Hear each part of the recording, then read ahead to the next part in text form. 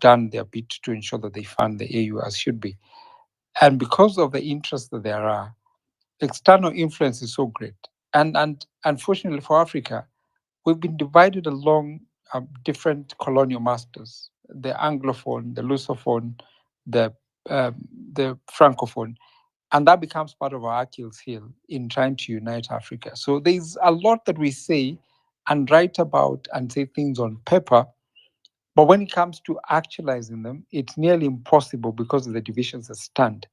I like what Weston said. Actually, Eve said about if talk to it, that Africa, the influence of the colonial masters remains, and France is actually pervasively very powerful and influential.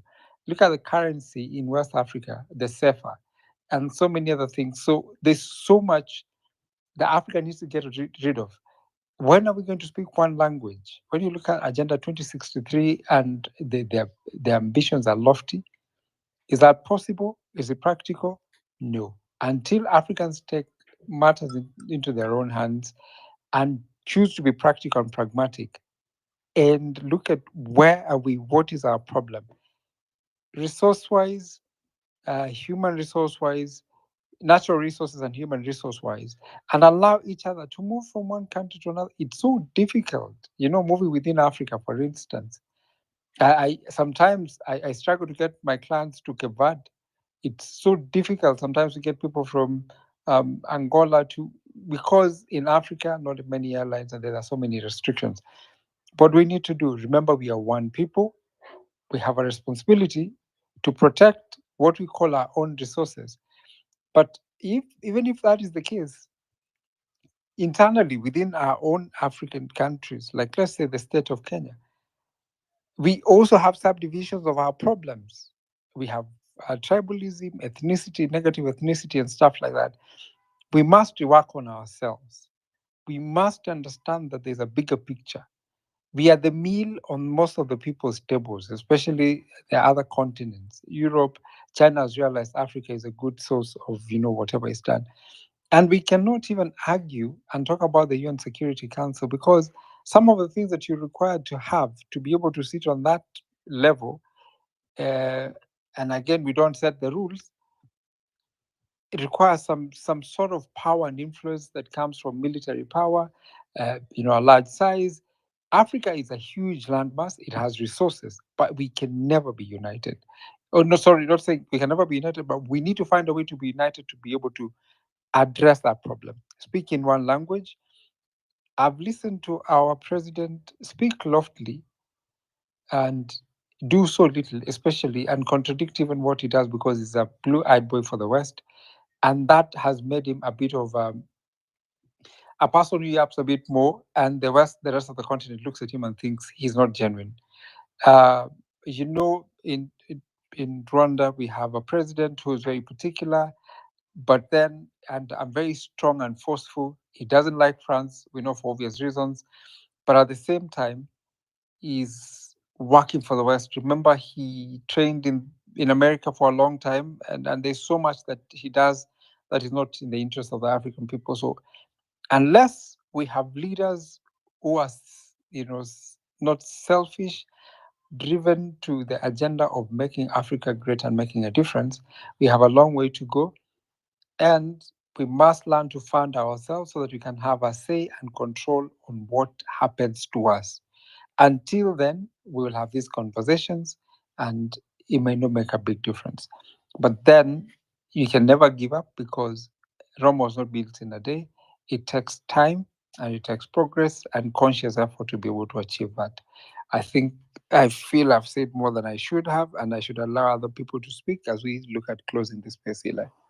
Thank you very much, Obed. So let's get quickly to your comments in the chat section. I see we have Anthony Omoro who says it's doubtful that Kenyans who are disgruntled by Raila candidacy because of his competency level. It is the perceived betrayal of the Gen Z cause. According to him, it is not that Kenyans were really against Raila. It's because they felt conned out after the Gen Z Mandamano. Raila said that the 2020 was not achieved and guns are blazing everywhere. He mentioned countries. Now we are in 2024.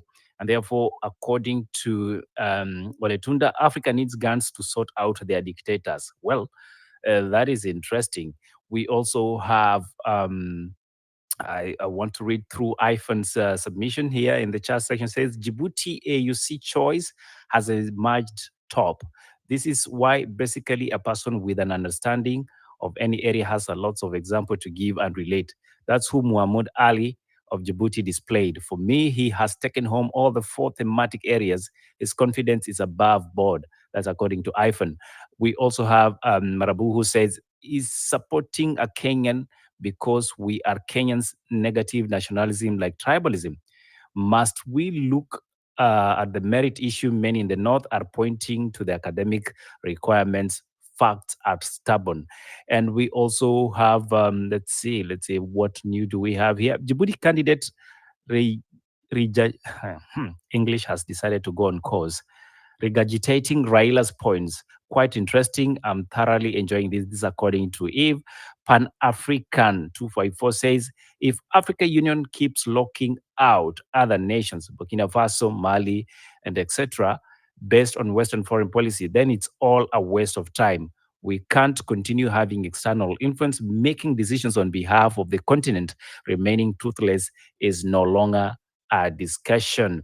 And according to Ndolo, Raila spoke of the four Toyota assembly plants in China. Remember, some Apple products are designed in California, assembled in China. Cheap, skilled labor, according to him.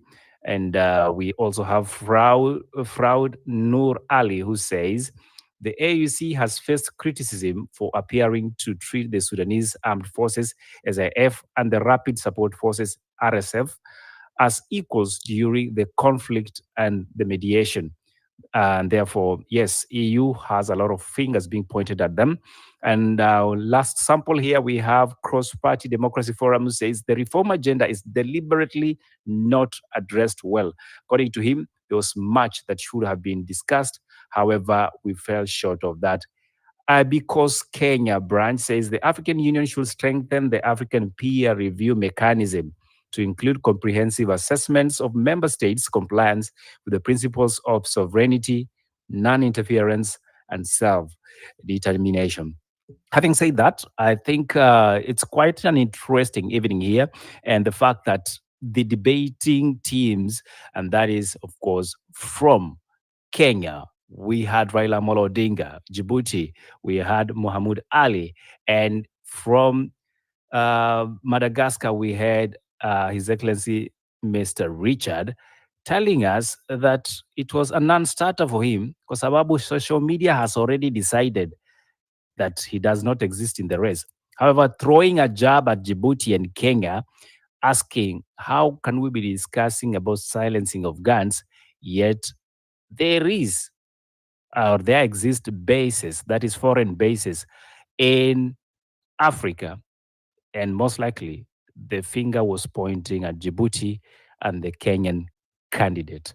Having said that, I just want. Only that he forgot that even in his own country there is that. So it's just a weird thing to think. Is it not just weird, as you call it? Because we're looking at Africa being independent. And I asked us earlier on, why and who finances Africa? Why? It's because apparently you felt those questions were hapakule news. They didn't really touch on the nerves of the continent, or rather the heartbeat of the African people. And number two, there was also the effect that we are talking about financing our own institutions, but the African Union 80% financed by the European Union. Remember, the European Union has 27 member states. Africa, on the other hand, is boasting of 55 sovereign countries who are members of the African Union. And these 55 head of states will be getting into a room secretly decide on who is going to be the next chair of the African Union. And when that happens, 36 is the minimum threshold. That is three quarters. If they vote on Kenya, Kenya will be coming in with Raila Amolo Odinga. If they vote on Djibouti, we'll be having Muhammad Ali. And if they vote on um, Madagascar, that second demo for that candidate has been a problem to me. But it's Richard James. If that is the case, Therefore, we'll be having it going to Madagascar. But interesting times here because Africa wants to be independent. Africa is looking to look into intra-Africa infrastructure, trade, increasing the minimum from the current one, or at least minimum of 18 to 20%. But that is not enough to stabilize the region. Asked, what is the biggest resource? Our candidate went ahead to say, well, it is the minerals. But there was a quick checkmate from Djibouti, which said, don't think about the minerals. It's the resources who is a human resource. Think that not Raila alikosa kwa sababu president ameiongelea sana. How could he miss that? Let's have the final submission.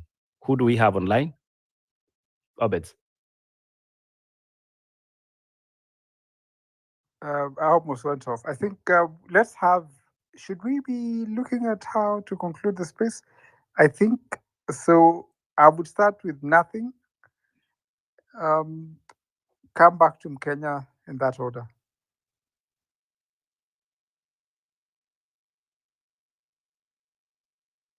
I think nothing is on leave. Let's have Mkenya.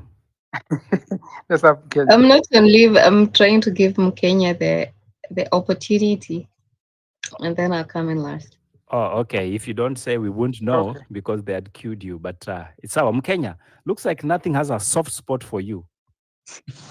No, no, like wow. Nothing has said she will come last, which is okay. I mean, of course, they always come first, and but I also like having ladies first as well. So it's confusing, but anyway, it works for all of us. In Wenze, like, concentrate. Wenze, concentrate. One zero maneno. okay, okay. This is what I'm going to say. Whoever thought that was a Raila space, sorry to them because yeah, I mean. You've seen me speak here, and I think I was very biased when I was walking to that debate because my candidate, okay, of course, fueled by betrayal of what I felt like was a betrayal of Raila to the Gen Zs, me being one of the Gen Zs. But when I went there, it completely turned. It completely turned, and it became something else. Became a point where, but this is the first time I'm realizing Kenyans are so interested. And when I'm talking about Kenyans, I'm talking about like the general population. Me, I've never known when these elections are happening. These are things that I see on a gazette or probably on a TV. Oh, we've elected this one for AU. But now at this point, it has become a very interesting space, and it is a space of things start with a conversation before we get there. And I want Kenyans and also Africans to we start forgiving ourselves and start understanding that some of the democracies or some of the countries, some of the monarchs, some of the kingdoms are way older than us, and they've organized themselves over a very long time.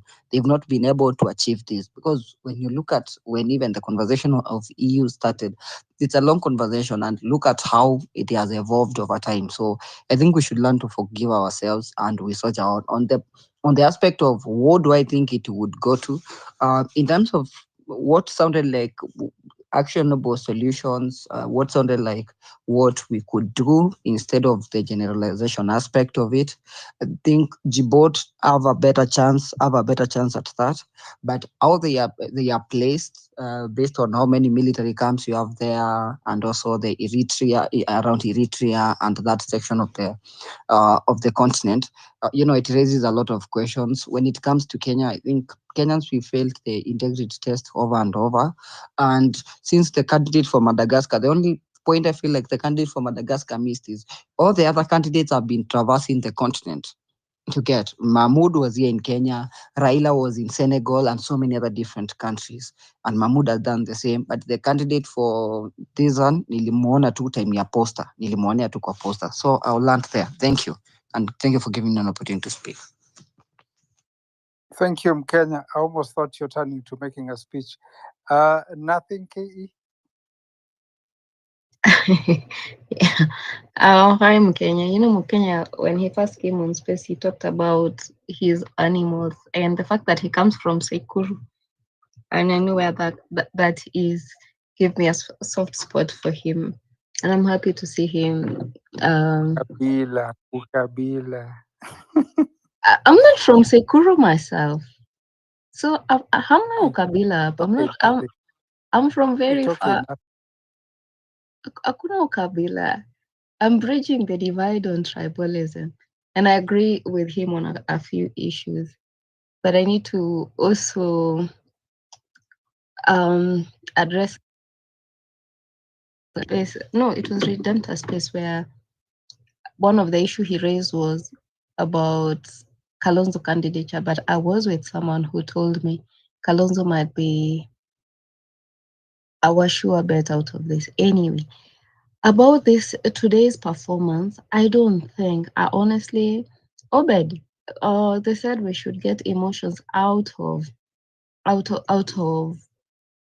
transition. And that broke my heart, by the way. That really broke my heart. But from how this person had run for office, she failed, but then she showed me how to go about it.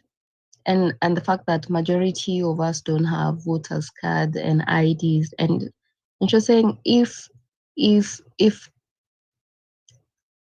people had voters card, then Baba would be taking it home with 20 million votes. So she was basically highlighting we need to be very careful. We're on the right path, but we are looking at it. We need to open our eyes wider and hear people who have been there before.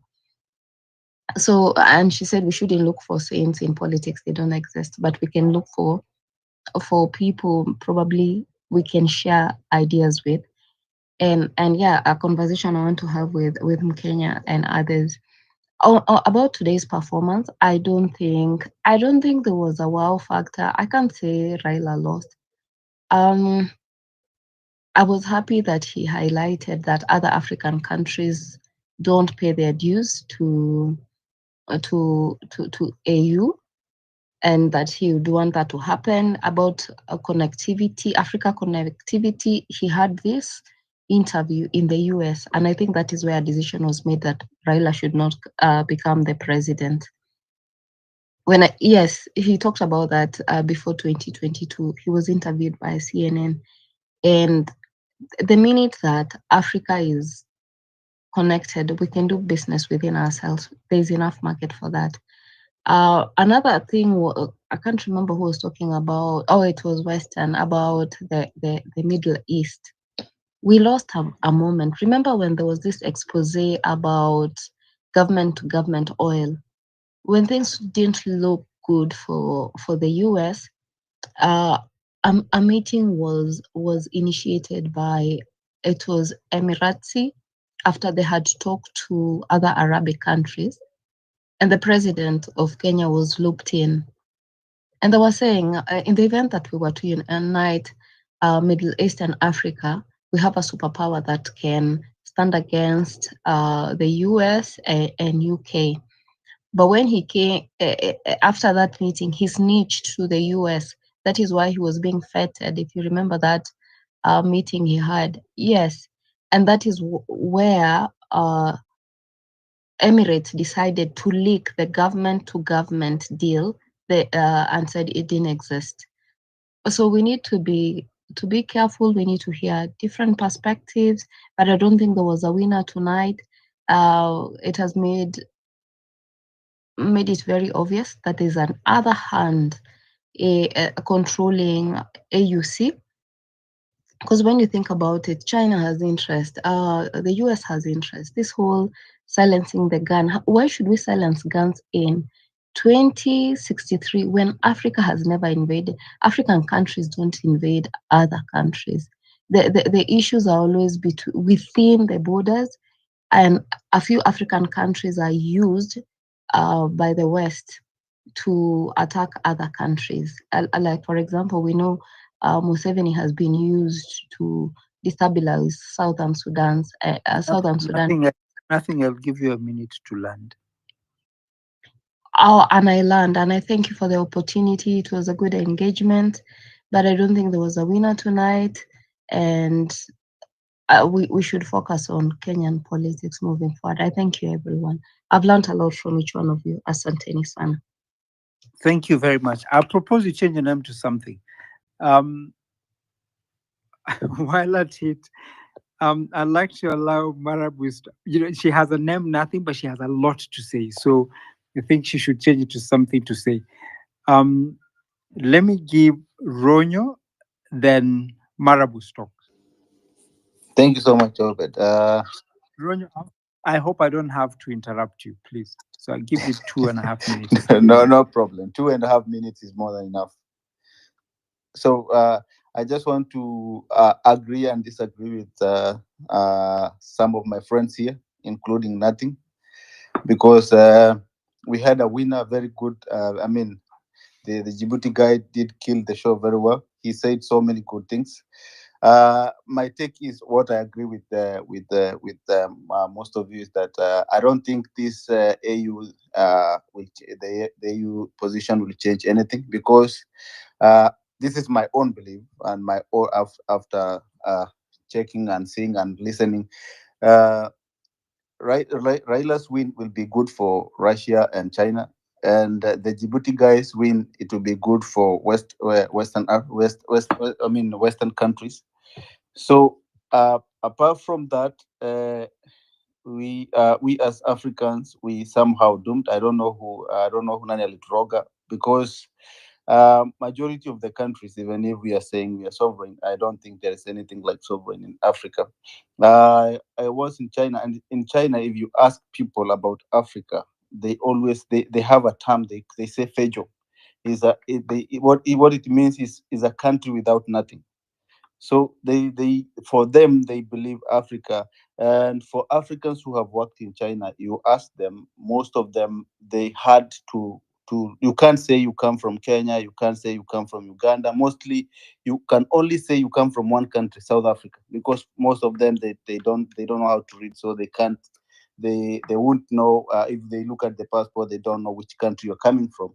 So you some of the Africans will say we are coming from Bahamas, we are coming from this Caribbean country or South Africa, but you can't mention all the other African country, including Kenya, because they believe those countries they are only animals who live there. So whether it is Russia, whether it's China, whether it's America, whether it's all these countries, they all they're all scrambling in Africa to try and get something.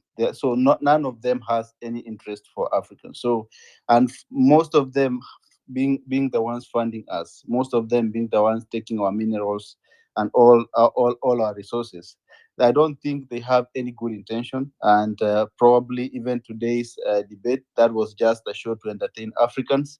At the end of the day, they still control the show. They still make sure that they are giving us all these finances. They have all their bases in our countries. They are listening to us, and they are watching us. So we don't have freedom. For them, they are protecting their countries, and in case we start any war, because their bases they are in our countries, we are the first casualties. So thank you so much, and God bless you. Have a great weekend. Thank you, Ronyo. You have a very interesting name. For my community, if you have someone who comes from Gusiland, they should tell you what your name means.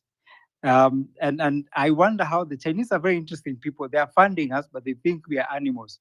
We'll need to figure that out. Marabou stocks. Yeah, so in my short career, I have performed in Addis Ababa, in Rwanda, in Uganda, Tanzania, and I have a lot of friends there. And some of them today send me messages asking me if I am supporting this candidate simply because I'm a Kenyan. So I would like to concur with Western Shila when he said that this position of AUC chair is just a puppet for the West. See, these things are mostly biblical. If we must say this, if you look at the book of Revelation, when they talk about the four horsemen, and you have a pale horse, you have a white horse, you have a red horse, and a black horse. You see, every person has a color, even within the Bible. And we have the white horse, which is Jesus. And we have the pale horse, which is Muhammad. And we have the red horse, which is the Indians, the Krishna. What is the black horse? The black horse has refused to find the rider of the horse. And all the time we go looking for all these other riders of the white horse, of these other horses. And this is what is going to plague Africa forever. the EUC, I really must appreciate the performance of Raila Odinga today. I think he has done exceptionally. I did not expect him to overperform. But let me remind you that there is a mischief within the voting of the AUC. If nobody garners the 35 votes, then it becomes open to any other member. Remember that if they go to vote and nobody garners 35 votes, then it is open to any other people. From there, Tanzania can bring new people, Uganda can bring new people, and all this the thing starts afresh. That is something that most people don't tell you. Lastly, let me say this. I had a colleague the last time that Raila was in Rabat in Morocco, and they were talking about his stand against the Western Sahara independence from Algeria. And such issues are becoming so pertinent in this election. The stance that William Ruto has taken in the Sudan issue, supporting the Sudanese defense forces against these other forces, such stands are becoming so integral in this voting. And some people are trying to push this voting. Remember, it is the presidencies that vote. So at the end of the day, we have to realize that this is not just a simple issue like how we vote our elections in Kenya. When we say that you have ODM and what, and it's a two-horse race, there are so many other things that come into play, including Western influences and the presidency in the United States that has just come up. If you're not popular to the West, if you're not popular to America, you will fail despite being the most popular candidate. Thank you very much for the time. Thank you, Marabu Stock. The beauty about our space, and I was actually even shocked that somebody said we are Raila space. Far from it. We still don't have a prize yet. And at the same time, we believe that this is a place to have conversations where you have your opinion, somebody else has it. As long as you do it within confines of respect, we don't have a problem. We rectify each other, we learn from each other. That said, we are planning a conference for 2025 in the month of March. Everything is afoot, and we're in a good position. We'd like to have as many of you join us, and it is important that we do so to have a situation where all of us are able to talk to each other, see each other in person, and also be able to grow and get to talk about our country, come up with solutions that are practical and doable. And we'll do the conference in the month of March, and it will be happening. It's a different kind of conference, and I keep repeating this. We do not have people addressing, making speeches and then having other people sitting there and being lectured and being told stuff. This is where everybody interacts with the other, and we'd love to see something come out of that. Eli will pitch for that better. I am in charge, but Eli is good at marketing. So I would like to allow Weston to speak. Weston, I would not wish to limit you, but I would like to say that at least 4 minutes maximum. And the reason is I want to be your student in class and give you a hard time. So find a way to make sure that I have a master's class in your school. That would really help so that we can have these conversations without us limiting each other. Welcome, Weston. Give your final remarks. Uh, Thank you so much, Obed. Obed, one thing I wish to say is that the African Union is modeled on the European Union. And as usual, African leaders mimic without understanding the philosophy. So, what they have is an intergovernmental organization bringing together different nation states, but it has failed to transform into a supranational organization. A supranational organization like the EU means that EU member states have surrendered part of their sovereignty to the EU. So the example is if a British citizen is not satisfied with the ruling by the British courts, can go to the no before they have left. You can talk of France and what have you. If they are dissatisfied with the ruling of a French court, they can go to the European Court of Justice And when the European Court of Justice makes a ruling, France has to abide by that ruling. We don't have that. You can see the Mother Karua, I don't know, they went to nothing. So there's still absolute sovereignty in Africa. And you cannot achieve integration, whether it's political, whether it's economic, whether it's about infrastructure, until member states surrender part of their sovereignty. We have not done that. So you've got Pan-African Parliament in South Africa. You've got all these things that look like bodies affiliated to the European Union, but in name, just nominally, not in substance. That's one thing. And these African leaders are not willing to do that. Museveni will not allow the African Union to have a say in how he runs Uganda. That will not happen. In Ethiopia, they won't do it. William Ruto will not do it in Nairobi.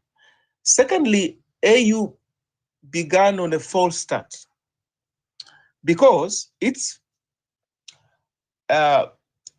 founding leaders, all of them, they fell short of the AU norms and principles, whether it's Thabo Mbeki in South Africa, whether it's Obasanjo in Nigeria, whether it's Muammar Gaddafi in Libya, whether it's Bouteflika in Algeria or Abdoulaye Wade in Senegal. All of them were compelled to leave power ignominiously, contrary to the AU principles. So even those who sat and thought that they could turn OAU into something else, they fail to abide by AU norms and principles. And that has continued to undermine the efficacy and optimal performance of the OAU. Vis-a-vis the debate, I put my money, as I've said consistently, on the Djibouti candidate because of the geopolitics favor him as opposed to the Kenyan candidate Raila Odinga. That is it. One, I just give you one example. Nairobi will be holding France Africa Summit next year. The first time that summit will be held outside of a francophone country. Kenya is an anglophone. Western, this is your student telling you Yes. your time is Let up, me land. so I'll give you a minute to conclude. Yes. Land.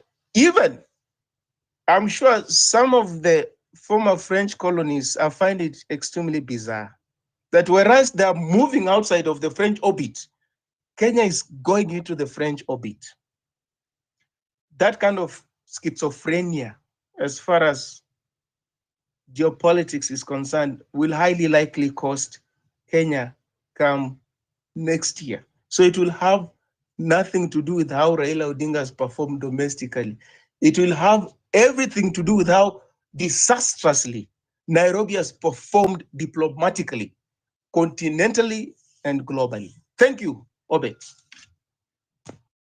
Thank you, Western. And I think partly, I actually agree with you that Nairobi has hobnobbed and really done a very bad, in terms of foreign policy, it is how not to do foreign policy.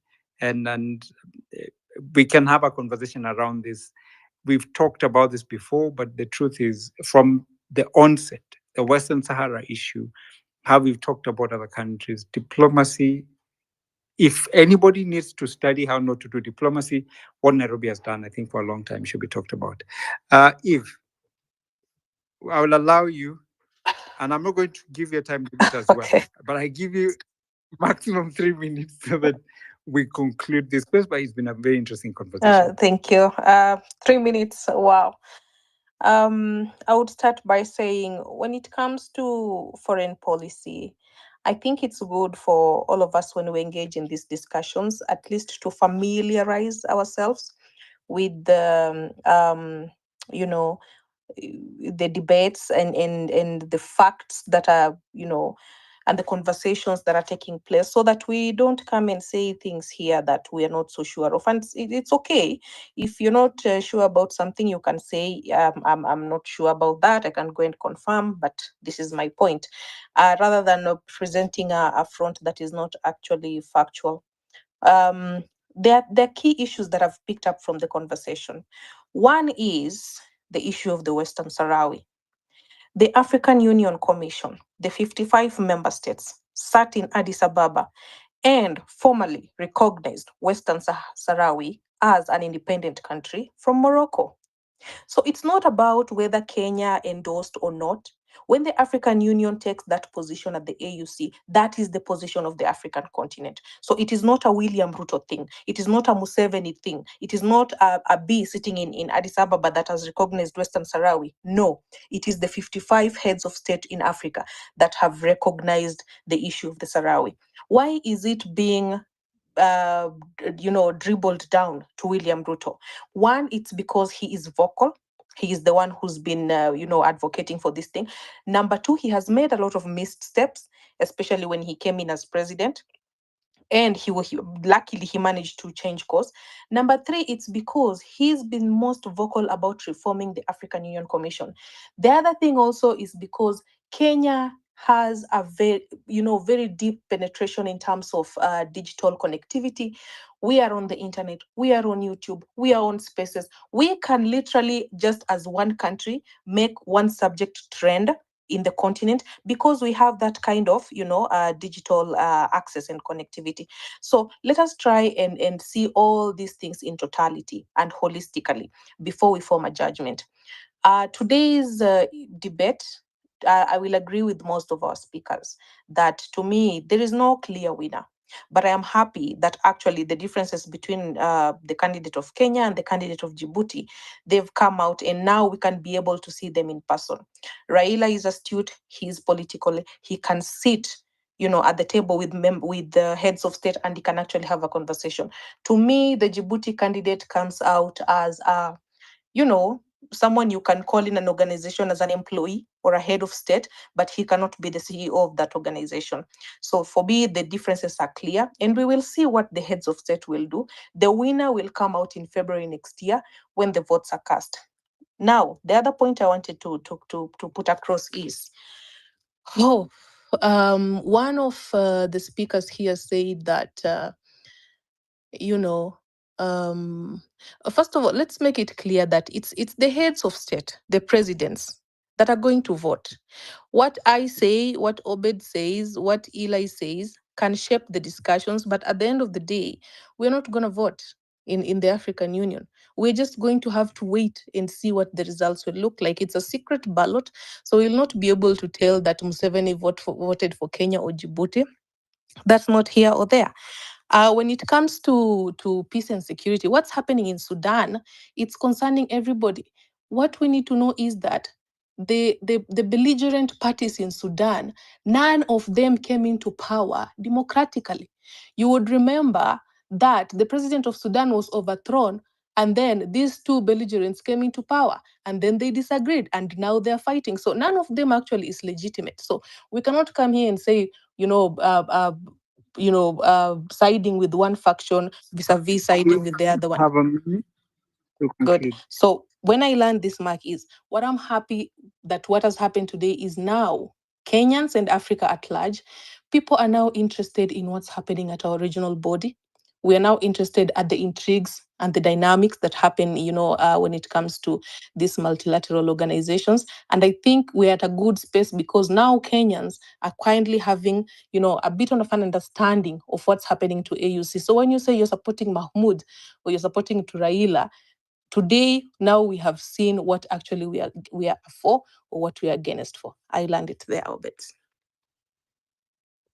Thank you so much, Eve. I would like to thank everyone who's taken time to come to the space. It's always an interesting space, and in terms of whenever we're talking about issues Africa, I love the geopolitics and the intrigues around it. And this has come to the fore. And the beautiful thing that we're talking about is Kenyans tend to find a way to make matters interesting. And I'm sure the continent was watching, because partly Kenyans are actively talking and pushing the agenda of we don't want our candidate to win, we want somebody else. I saw Djibouti were also saying they don't want their candidate, they want Raila to win. Interesting dynamics. Are you So sure they were from Djibouti? Because Kenyans are capable of becoming Djibouti if need be. I hear what you're saying and I know what you're thinking, but it's possible Kenyans can be Djiboutians. I don't know if that's what they're called, but Djiboutis. So that said, it is beautiful when you start to have people interested in matters that are affecting them. Because if you do not participate, then you're the meal in that. And so as it stands, we must take interest in the politics that are going on in the country, the dynamics of leadership and governance within ourselves. But at the same time, we also have to start looking at ourselves as global citizens who must make a contribution to how the world becomes. It's become a global village by virtue of technology plus other things. And that way, whatever happens here is also replicated or shown somewhere, or the consequences of whatever happens somewhere has an implication here. So it is important to keep abreast with what's going on and understand where you fit in and the dynamics that come with it and what can be done. It is obvious when you look at it, the younger generation in most of the African continent is becoming unsettled, and they're not comfortable with what they've been given, which is a good thing. But we also need to accept that there are other old heads that have an understanding and have a similar agenda and desire to see the country do better. So even when we want to agitate and say only Gen Zs and everybody else, we need everybody on deck so that we can make a difference, because this is a country we're building for all of us. And as it goes, most of the time, young people are the people who make change. One, they're strong, they're dynamic, and they have time. So we have an opportunity, many of us who are young here, and the older ones. I like the way Redemptor likes saying she's a storyteller. She has seen a bit of many Christmases. So she still believes and she has the spirit of a Gen Z. And that's what I think everybody else wants to see. So let's make a positive difference. Let's wish for the best. The presidents will vote. They tend to always support one who thinks like them. We'll wait and see whether it's Raila or it's Djibouti Mahmoud, or the gentleman from um, the one that Eli cannot say. So I would like to end it there and thank you, everyone. Have a lovely weekend. Eli, are we having Sunday school? You'll tell us. And that's it from me. Thank you very much. Obed, as a good student, I admit when I can't do it right, but also I go and research. That gentleman from Madagascar is former Minister of Foreign Affairs, and his name is His Excellency Richard James Randimandarato. Hebu rudi after me. Hiyo jina hata huwezi isema. That's why Dandy Madarato. I'm a good student, boy. that's why even the moderators were avoiding his name. Even Raila Amolo Odinga said Richard, avoided the second name. And this man wants to be the next AUC chair. I can tell reporters and news writers would be having a difficult time when they have to sign out and say, speaking at I the think the assembly. people from Madagascar are related to people from New Zealand, probably, because they tend to have very la names and something like that. That's why it's hard for us. You're not used to such names. Definitely, it has something to do with the big ocean that we share in common. But of course, the candidates were His Excellency Richard James Randimandarato, former Foreign Affairs Minister, Madagascar. We also had candidate from Kenya, His Excellency Raila Amolo Odinga, former Prime Minister Kenya, and actively involved in the opposition politics, should I say, in the broad-based government. We also had in the debate His Excellency Mahmoud Ali Yusuf, Minister Foreign Affairs Djibouti. Question is, who among these candidates is going to make it to the top chair at the AUC once the election happen? And of course, these elections will be decided on by a secret ballot, not only with what you guys have been saying, oh, hamutaki ama aende. the head of states will be deciding. All they need to do is secure 36 votes. And then voila, comes from Chad, either to Kenya, Madagascar, or Djibouti. We'll be looking forward to that election come 2025. Having said that, we want to appreciate all of you that made time to be here, our speakers, listeners, contributors in the chat section. It's always a pleasure listening and sharing with you when we have our spaces.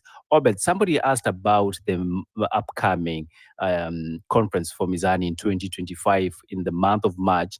And they were suggesting and asking you, is it going, can you push it to May? Guess what? I have an answer for them.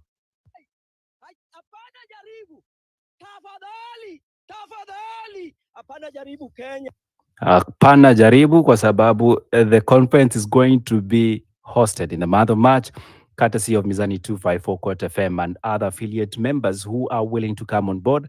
You can sign up by simply going on our website, mizani254.org, and go in the contact us section, write us an email of interest telling us you love to be part of this conference. We'll be looking into thematic areas of purpose-driven leadership. Let's have an understanding. Let's have a conversation. Let us understand why leadership fails or prospers and what are the missing ingredients that can make Kenya and possibly the rest of Africa thrive when it comes to matters leadership. Looking forward to seeing all of you in Nairobi, Kenya, come 2025. Even as we try to sign out, yes, you've been asked about the conversation of Sunday. We are looking to have our final Sunday schooling event that will be happening this Sunday. We'll definitely be having a political conversation. And on Monday, we'll be having a different talk again until the 23rd, I believe. So that is the last Monday, unless I'm mistaken. But we have a lot of content lined up for you, even as we bid you good night for tonight. Western, I see your hand is up. Unataka kujaribu? Yeah, Eli, kuna kitu moja niseme, if come February, none of the candidates manages to secure 2/3, they will have to postpone the elections for 6 months. That means Musa Faki will continue serving for 6 months until whoever it is, they canvass enough support so that when those elections are held subsequently, it's imperative that the AU Commission chair secures 2/3 of the votes cast by the heads of state and government. So if we don't get an outright winner, the whole exercise will be postponed for 6 months. Let's find out what happens come February and if we don't get the ultimate winner. Definitely looking forward to that and many other intrigues that have been happening around the continent. And to all of you who are joining your loved ones and family members, kama ulikuwa umeenda ng'ambo, kuna baridi, please run to Kenya. Joto imeanza kuja. Don't stay in cold countries. We have warm country called Kenya. The people are warm. the tourism is great.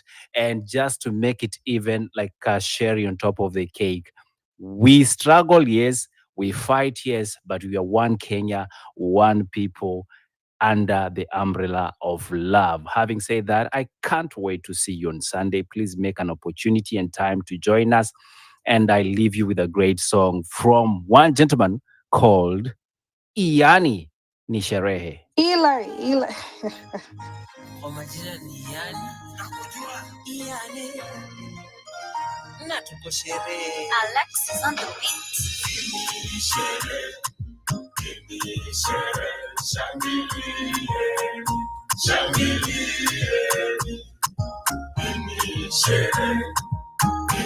Sherehe. Shangilie. Oh, shangilie. Furahi, shangilie. Shangilie.